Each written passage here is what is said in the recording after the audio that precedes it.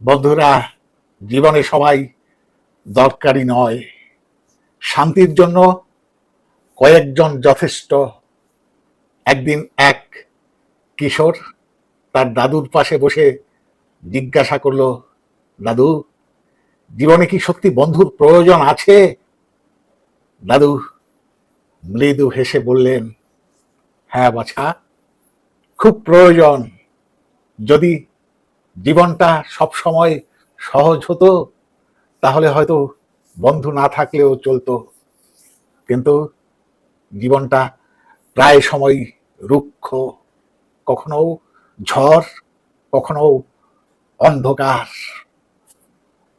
তখন দরকার এমন একজন যার পাশে বসে তুমি নিজের ভেতরের সব কথা বলতে পারো, যার কাছে মাথা রেখে নিশ্চিন্তে কাঁদতে পারো, যে তোমাকে বিচার না করে, বোঝে, সাহস দেয়, ভরসা দেয়।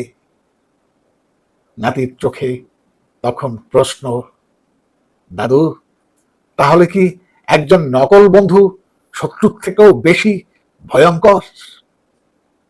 দাদু এবার গম্ভীর স্বরে বললেন, নিশ্চয়ই। শত্রুকে আমরা চিনতে পারি, তাকে এড়িয়ে চলা সহজ, কিন্তু নকল বন্ধু তোমার সবচেয়ে কাছের হয়ে ওঠে। সে জানে তোমার দুর্বলতা, জানে কোথায় আঘাত করলে তুমি ভেঙে পড়বে, এবং যখন সময় আসে সে ঠিক সেইখানেই আঘাত করে, পিছন থেকে ছুরি মারে। নাতি এবার একটু ভয় পেয়ে জিজ্ঞেস করলো, তাহলে আমি কিভাবে বুঝবো কে আমার আসল বন্ধু আর কে নকল? দাদু কিছুক্ষণ চুপ করে থাকলেন, তারপর কিশোরের মাথায় হাত রেখে ধীরে ধীরে বললেন, তুমি বলো তো বাছা, একটা ছোট বাগান আর একটা গভীর বন, এই দুটোর মধ্যে কোথায় সাপ আর বিচ্ছু বেশি থাকে? নাতি উত্তর দিল, অবশ্যই বনের মধ্যে। দাদু দাদু হাসলেন, ঠিক তাই।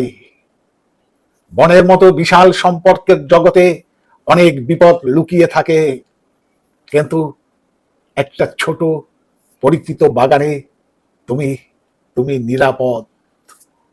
জীবনে অনেক বন্ধু নয়, জীবনে অনেক বন্ধু নয়, ভালো কিছু মানুষই যথেষ্ট। বৃত্ত ছোট রেখো বাছা, বৃত্ত ছোট রেখো, শান্তির জন্য সেটাই যথেষ্ট।